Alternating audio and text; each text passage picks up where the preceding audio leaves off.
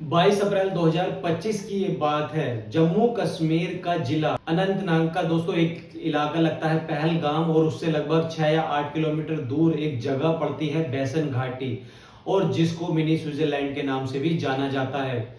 यहाँ पर देश भर के लोग घूमने के लिए आए हुए थे और लगभग 2000 से ज्यादा लोगों की तादाद वहां पर मौजूद थी। दोपहर का समय था और इसी बीच 3 आतंकवादी वहां पर आते हैं आधुनिक हथियारों के साथ, और लोगों को वहां पर चुन चुन कर मारना शुरू कर देते हैं। जो हिंदू लोग थे उनको मार रहे थे, उनके सिर पर सटीक निशाना लगा रहे थे, और जो मुसलमान थे और उनसे कलमा सुन रहे थे, और जो कलमा सुना रहा था और उसको छोड़ रहे थे, बाकी को उन्होंने मारना शुरू कर दिया। और इस तरीके से उन्होंने 26 बेकसूर लोगों को मार दिया, और उसमें एक नेपाली नागरिक भी शामिल होता है। और उसके बाद उनकी जो विधवाएं होती हैं वो रो रही थी, चीख रही थी, चिल्ला रही थी, और वो आतंकवादी उनसे कह रहे थे कि जाकर अपने प्रधानमंत्री मोदी से बता देना, कह देना। और ये जो मामला था कि ये सोशल मीडिया पर बहुत तेजी के साथ में वायरल होने लगता है। लेकिन दोस्तों इसके बाद एक फोटो ऐसा था जो बहुत तेजी के साथ वायरल होने लगता है। वो भारत ही नहीं बल्कि दुनिया का ऐसा कोई हिस्सा ना होगा जहां वो फोटो ना पहुंचा हो। हरियाणा के करनाल में एक गांव लगता है मूसली। दरअसल वहां पर एक नेवी लेफ्टिनेंट विनय नरवाल वो जमीन पर पड़े हुए हैं, क्योंकि उनको गोली मार दी गई थी, और उनकी जो पत्नी थी वो उनके बराबर में बैठी हुई है बिल्कुल बेसुध हालत में। किसी से कोई शिकवा नहीं, किसी से कोई शिकायत नहीं। और ये जो फोटो था, ये फोटो बहुत बड़ी कहानी बयां कर रहा था और बहुत सारे सवाल भी वो खड़े कर रहा था। और इसके बाद उस फोटो ने पूरे हिंदुस्तान को पूरी तरीके से झकझोर दिया था। जब ये कहानी पहुंचती है सऊदी अरब के अंदर भारत के प्रधानमंत्री नरेंद्र मोदी जी का दौरा चल रहा था, और वो दौरे को बीच में ही छोड़कर वापस आ जाते हैं। और उसके बाद वो फिर अपने कुछ खास लोगों के साथ में बैठते हैं, प्लानिंग करते हैं और आगे कैसे हमला किया जाए। और धीरे धीरे करके वक्त आगे बढ़ रहा था, और वो तारीख आती है 3 मई 2025 की। दिल्ली साउथ ब्लॉक के अंदर एक मीटिंग बुलाई जाती है, हाई लेवल मीटिंग। और मीटिंग के अंदर प्रधानमंत्री नरेंद्र मोदी, रक्षा मंत्री Rajnath Singh, army chief Upendra Dwivedi, force chief Amarpreet Singh, navy chief Dinesh Kumar Tripathi. अब ये जो लोग थे ये सब लोग आपस में एक मीटिंग करते हैं, और आपस में मीटिंग करने के बाद बात तय करते हैं कि इस हमले का बदला आखिर कैसे लिया जाए। और इस हमले के बदले का नाम रखा जाता है ऑपरेशन सिंदूर। और इसके बाद जो होता है दोस्तों वो पूरी दुनिया देखती है कैसे होता है। और इस ऑपरेशन सिंदूर की जो कहानी है, अपनी कहानी के माध्यम से जानने की कोशिश करते हैं। मैं आपको बताना चाहता हूं कि आखिर की जो सेना है उसने क्या कर दिया है, और बाकी वो सैल्यूट की हकदार है। और ये पूरी कहानी सुनने के बाद आप भी कहेंगे कि कुछ अलग नहीं, बहुत ही अलग कर दिया गया है। दोस्तों कैसे हैं आप लोग? मैं इमरान मलिक। आज की जो सच्ची घटना है जो मैं आज आपको बताने वाला हूं, जम्मू कश्मीर के अंदर पहलगाम के हमले की बात की है, और जब भारत और पाकिस्तान के बीच में तनाव की स्थिति पैदा हो जाती है। 7 मई 2025 की ये बात है, और इसकी एक तारीख तय कर दी जाती है। देश भर के लगभग 244 जिलों के अंदर एक संदेश दे दिया जाता है कि अगर आपातकालीन स्थिति आ जाती है अगर देश के अंदर, तो गांव गांव, शहर शहर के अंदर आम आदमी से लेकर खास आदमी तक कोई भी बड़ा छोटा व्यक्ति हो, वो उस आपातकालीन स्थिति से कैसे निपटेगा, कैसे इससे निपटा जाएगा। और इसके लिए सबके सब लोग तैयार रहें, और तैयार रहने की यहाँ पर बात कही जाती है। और एक तरफ पूरे देश को आपातकालीन स्थिति के बारे में बताया जा रहा था, तैयार होने के लिए कहा जा रहा था लगातार। और उधर पाकिस्तान की जो मीडिया है जो एक कहानी है वो एक पेश कर रही थी, और वो कह रही थी कि मॉक ड्रिल के नाम पर दरअसल पाकिस्तान पर दबाव बनाने की कोशिश की जा रही है। मनोवैज्ञानिक दबाव इतना बनाया जा रहा है कि जैसे कि पाकिस्तान यहाँ पर डर जाएगा। और ये सब वहां पर न्यूज वगैरह चल रही थी। पाकिस्तान के अधिकारी भी कह रहे थे कि मॉक ड्रिल के नाम पर ये एक बकवास चल रही है। 6 मई या 6 और 7 के बीच 1:10 के आसपास का वक्त हो रहा होता, और इसी बीच भारत की जो खुफिया एजेंसियों ने ये पूरी तैयारी कर ली थी इतने दिन के अंदर कि इस बीच के में हमें कैसे एयर स्ट्राइक करनी है, और कहां कहां किस किस जगह पर एयर स्ट्राइक करनी है, क्यों करना है, और इसके पीछे की क्या क्या वजह है। क्योंकि इसीलिए पूरे 15 दिन लग गए थे सोचने में, समझने में कब, कहां और कैसे कदम यहाँ पर उठाया जाएगा। और इसके लिए बाकायदा पूरी प्लानिंग हो चुकी थी, और उसके लिए 22 अप्रैल से लेकर 5 मई तक ये पूरी प्लानिंग चलती रहती है। और वो जो प्लानिंग थी वो खुफिया एजेंसियों ने पूरी पूरी तरीके से तैयार कर लिया। सारी सेनाओं ने मिलकर ये प्लान पूरी तरीके से बना लिया था। दरअसल इन्होंने पाकिस्तान और पाकिस्तान अधिकृत कश्मीर यानी कि पीओके भीतर जाकर वहां पर एयर स्ट्राइक करते हैं, और इस एयर स्ट्राइक के अंदर जो होता है और वो वाकई अपने आप में दोस्तों एक कमाल होता है। दोस्तों दरअसल इस बात की जो जानकारी है वो शीर्ष सैन्य अधिकारी general colonel Sophia Qureshi wing commander Vyomika Singh को पूरी तरीके से सौंप दी जाती है, और इन दोनों ने मीडिया में आकर ये जानकारी दी, पूरी कहानी बताई। उन्होंने बताया, इन दोनों ने मिलकर उन्होंने बहावलपुर मुरीद के 13 कला जो पाकिस्तान के अंदर जगह है, सियालकोट, बरनाला, कोटली, बाद में 2 हमले होते हैं। इस तरीके से एक बहलावर पुल था। इस तरीके से 9 अलग अलग जगहों को निशाना बनाया जाता है और लगभग 100 आतंकवादी को पूरी तरीके से मार गिराया जाता है, नेस्त नाबूद कर दिया जाता है, पाकिस्तान के अंदर पूरी तरीके से तबाह कर दिया जाता है। ना केवल उनको बल्कि उनके जो ठिकाने थे उनको भी नेस्त नाबूद कर दिया जाता है।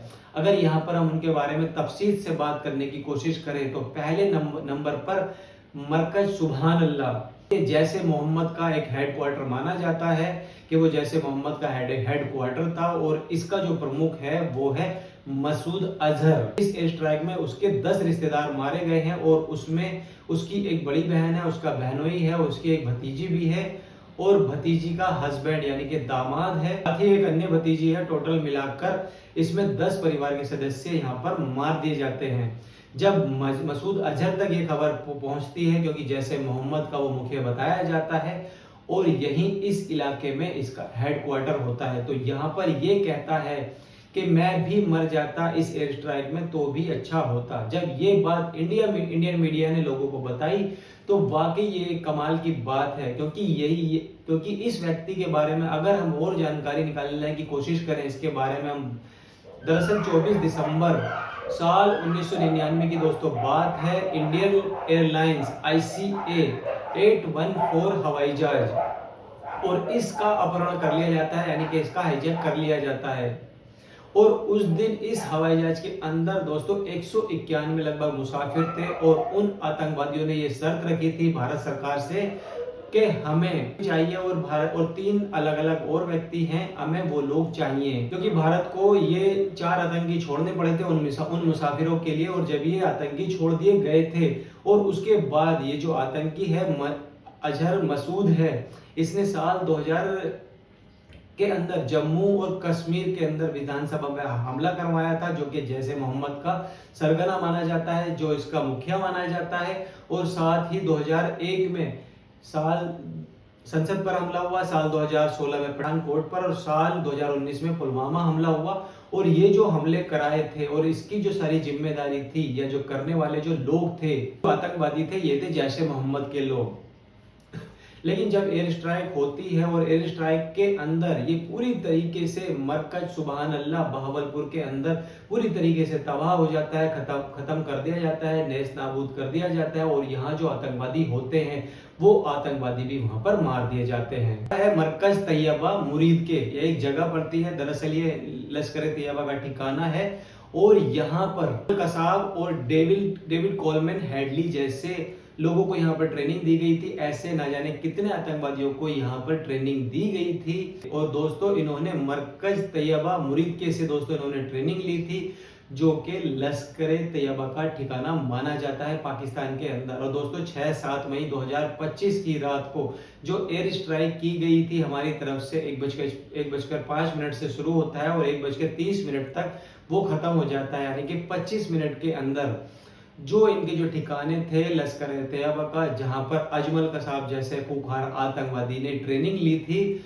उसको भी पूरी तरीके से तबाह कर दिया जाता है, खत्म कर दिया जाता है। और दोस्तों तीसरे नंबर की अगर हम यहाँ पर बात कर लेते हैं, जो कि मुजफ्फराबाद में है साबई नाला कैंप, जो कि लश्कर तैयबा का ठिकाना माना जाता है। सोनमर्ग, गुलमर्ग और पहलगाम के अंदर दोस्तों कई जो हमले हुए हैं। अभी जो 22 अप्रैल 2025 की जो मैंने अभी आपको बात बताई है कि 3 आतंकवादी आते हैं और तीनों आतंकवादी के पास में आधुनिक हथियार होते हैं, वो नाम पूछकर निशाना बना रहे थे, उनको चुन रहे थे और उनको मान रहे थे, और जाकर के उनसे बोल रहे थे कि जाकर अपने प्राइम मिनिस्टर से बता देना कि इस तरीके से हम लोगों को मारा है। और उसके बाद जो होता है वो एयर स्ट्राइक के माध्यम से सबको पता चल जाता है। अब बताता हूँ 20 अक्टूबर 2024 को दंदेरबल एक जिला लगता है, उसका एक जिला पड़ता है सोनमर्ग, जहां पर टनल का निर्माण कार्य चल रहा था और जो बेकसूर लोग थे वहां पर डॉक्टर थे, इंजीनियर थे, यहाँ पर जो कर्मचारी वहां से काम करके निकल रहे थे और रात का समय था 8 बजे के आसपास का, आतंकवादी वहां पर हमला करते हैं और उनको बेवजह गोलियों से भूनकर उनको मार देते हैं। दोस्तों इनकी जो ट्रेनिंग मिलती है वो सावई नाला कैंप के मुजफ्फराबाद के अंदर लश्कर तैयबा से इन्होंने ट्रेनिंग ली थी और दोस्तों जिसको ये एयर स्ट्राइक के अंदर तबाह कर दिया गया था। अब बात नंबर 4 की दोस्तों यहाँ पर बात कर लेते हैं मरकज अब्बास कोटली, जो कि जैसे मोहम्मद का ठिकाना माना जाता है। एलओसी से लगभग 13 किलोमीटर दूर दोस्तों इसका ठिकाना माना जाता है और यहाँ पर फिदाइन तैयार किए जाते हैं। अपने शरीर पर कहीं भी बांध कर जाकर फट जाते हैं, उनको कोई फिक्र नहीं होती, उनको ऐसा तैयार किया जाता है कि जैसे 14 फरवरी 2019 को पुलवामा के अंदर आत्मघाती हमला हुआ था, जिसमें भारत के लगभग 40 जवान दोस्तों शहीद हो चुके थे। अब्बास कोटली को भी तबाह कर दिया और भारतीय सेना ने इसमें भी एयर स्ट्राइक की और इसको भी नेस्तनाबूद किया। नंबर 5 की अगर हम बात कर लेते हैं सैयद बिलाल कैंप, जो कि मुजफ्फराबाद के अंदर पड़ता है और दोस्तों यहाँ पर हथियारों की ट्रेनिंग दी जाती है। विस्फोटक जंगल के अंदर कैसे सरवाइव किया जाता है, इसकी ट्रेनिंग दोस्तों यहाँ पर दी जाती है और लश्कर तैयबा का यह ठिकाना माना जाता है और यहाँ पर भी इसी तरीके से एयर स्ट्राइक की जाती है। और दोस्तों मुजफ्फराबाद के अंदर सैयदा बिलाल कैंप को इसको भी पूरी तरीके से तबाह कर दिया जाता है।